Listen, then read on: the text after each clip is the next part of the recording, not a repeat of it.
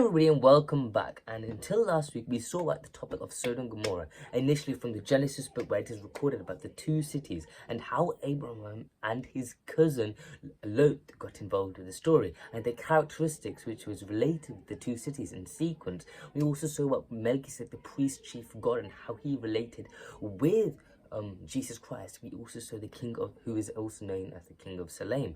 We saw how it was recorded in Genesis 13th chapter and 14th chapter about how he was compared to Jesus Christ as a king and priest of God as well. From Psalm 110th chapter to 4th verse as well, and Hebrews 7th chapter 14th to 17th verse. But today's topic is the important one that we're going to start here. So today we're going to continue to know about these two cities from Genesis 18th chapter. And we can see in this chapter, before we start reading, a summary is that there are three visitors. So who are these three visitors, of course, is the big question, before we go into anything about who the visitors are. So, in the 18th chapter, God appeared to Abraham, not personally, but through his messengers. So these are most likely the three visitors. But Jesus Christ, with two other messengers, is what God is saying. Or what we are saying, it is Jesus Christ is one of the messengers. So we see how Abraham acted in the situation. We'll see how the visitors were in this situation. So he welcomed the three visitors, of course, and arranged and prepared food for the three of them. Of course, Abraham did. God was talking to him through one main messenger, though. Because, of course, it says that he was talking to him through one messenger, which was Jesus Christ. So we can clearly see here that why I'm trying to talk about Jesus Christ in this situation is because of how the next part of the storyline is going to talk about how we know about these two cities. And we see it's connected to these three visitors. And from these three visitors, one is talking to Abraham personally, but through a messenger. And we are saying, from what we understand, it is Jesus Christ. Since during the Old Testament period, Jesus Christ appeared, he did the God's work as a messenger of God, as it's recorded. As we even know now, he led the Israelites in the wilderness, and Apostle Paul also witnesses this as Jesus as the rock we saw, whom they gained the water during the travel towards the promised land. So we can see how Jesus Christ has acted across the Bible, even in the Old Testament, as a messenger and as a support towards the Israelites. As we see in an instant here where he acts as the rock in the instant of the desert where the rock is hit to provide the water. So now, let's read a verse about this in 1 Corinthians 10th chapter, first 3 verses. Let's read that. So, we get the verse. It says, "Moreover, brethren, I would not that ye should be ignorant, how that all our fathers were under the cloud, and all passed through the sea, and were all baptized unto Moses in the cloud and in the sea. All did eat the same spiritual meat." So, we can also read the 4th verse after as well, where it says, and did all drink the same spiritual drink. Interesting.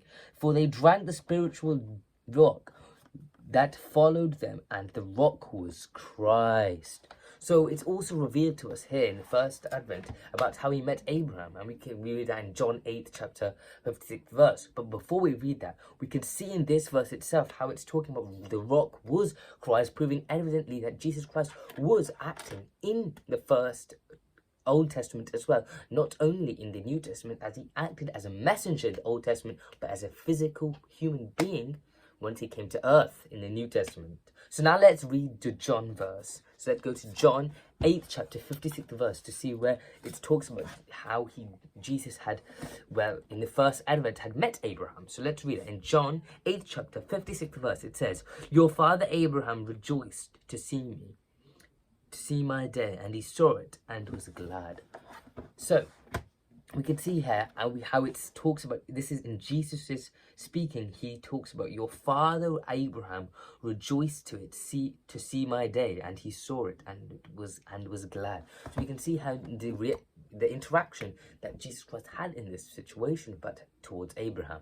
So next, we're going to read another verse where it's where Jesus, in Genesis 18th chapter, they accepted his hospitality. They had, and the purpose to go to Sodom and Gomorrah cities, and here's where we understand about what happened, and you can read this in Genesis 18th chapter, where we continue about what the messengers were talking about towards Abraham. We can see as they accepted the hospitality and the actions that Abraham showed by greeting them, providing them food, like we discussed.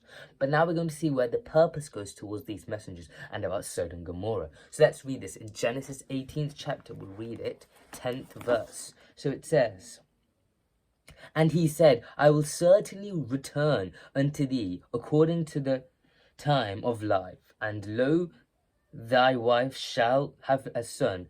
And Sarah heard it in the tent door which was behind him."